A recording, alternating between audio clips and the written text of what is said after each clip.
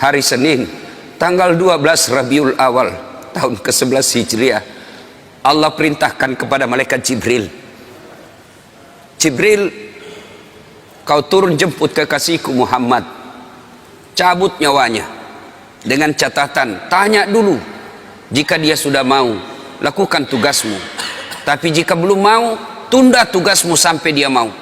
Panggil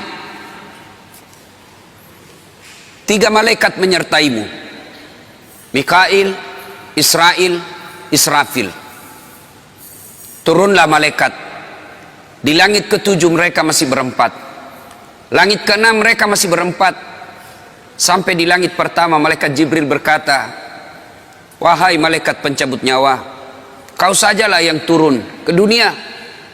Saya tidak tega menemanimu dan melihat engkau mencabut rohnya Muhammad sallallahu alaihi wasallam. Lalu malaikat pencabut nyawa berkata, Jibril, kenapa kau tidak turun menyertai kami? Bukankah selama ini engkau yang menyertai Rasulullah? Bukankah selama ini engkau yang menemui Rasulullah? Kami tidak pernah menemui Rasulullah. Turunlah bersama kami. Jibril berkata, maafkan saya tidak betul-betul tidak mampu melihat engkau mencabut rohnya Rasulullah. Turunlah 4 malaikat ini. Lalu malaikat mengetuk pintu Rasulullah, ketuk rumah Rasulullah.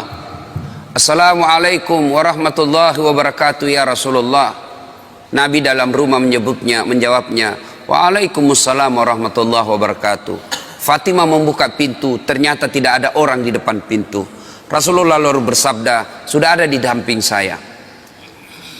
Malaikat pencabut nyawa berkata, ya Muhammad, hari ini aku diperintah Allah untuk mencabut ruhmu. Menurutmu bagaimana? Kira-kira kalau bapak ditanya seperti itu, apa jawaban bapak? Kalau saya ada saat hari ini Allah perintah untuk mencabut rohmu, maka saya akan menjawab, tunggu dulu, istri saya baru 1.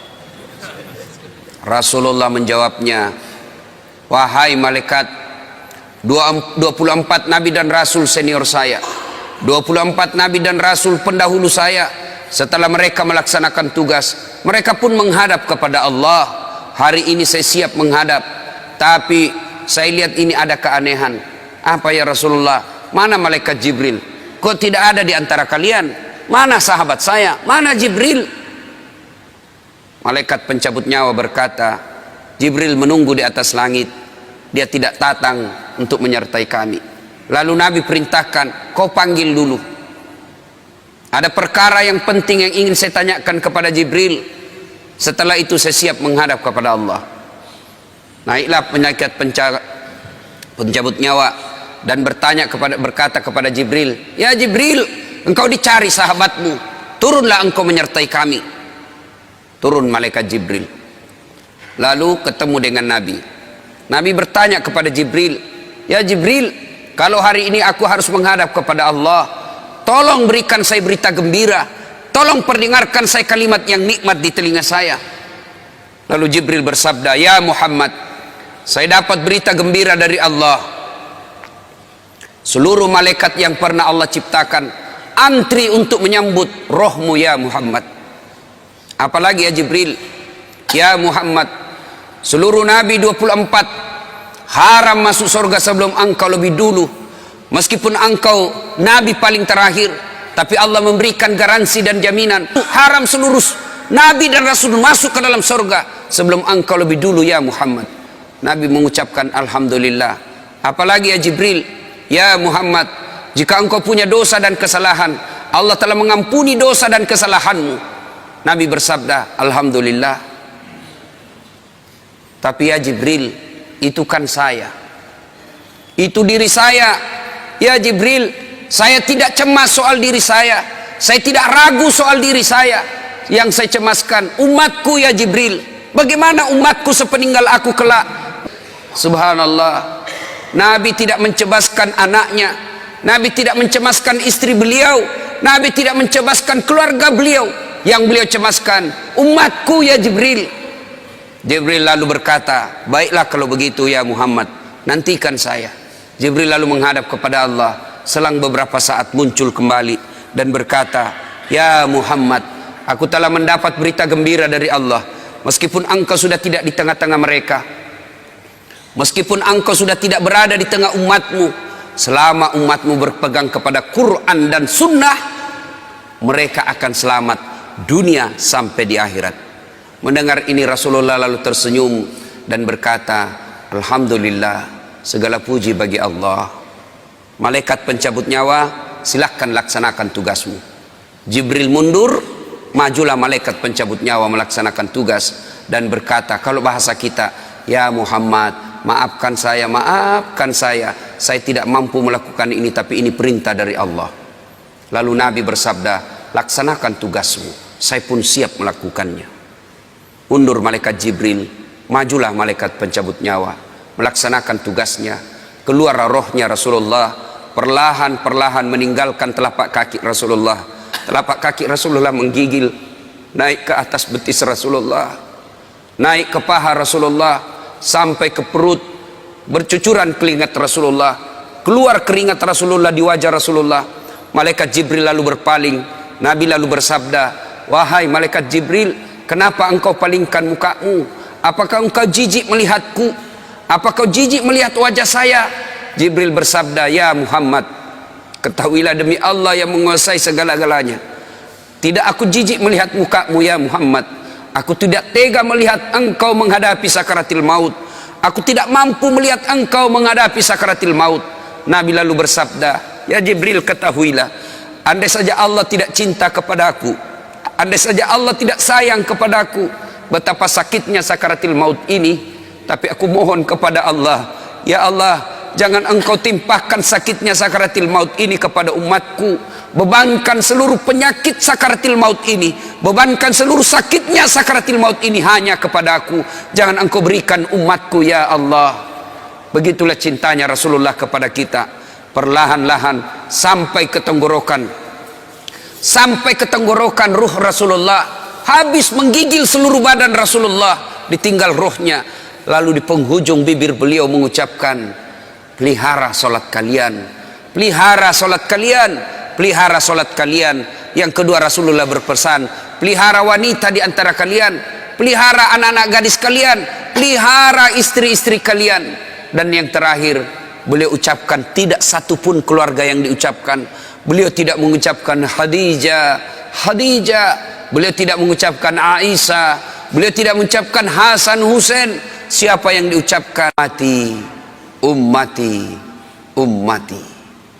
Berangkat Rasulullah, hebohlah Mekah, berduka seluruh Mekah.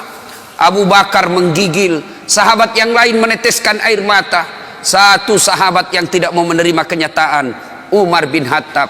Ketika disampaikan orang-orang, Rasulullah telah meninggalkan kita, Rasulullah telah menghadap kepada Allah, heboh satu Mekah.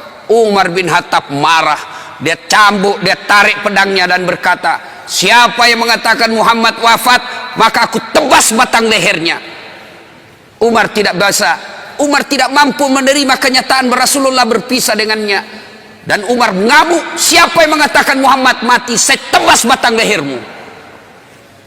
Tampil Abu Bakar Siddiq berdiri di depan rumah Rasulullah dan bersabda dan berkata, siapa yang menyembah Muhammad, sesungguhnya Muhammad telah menghadap kepada Tuhannya.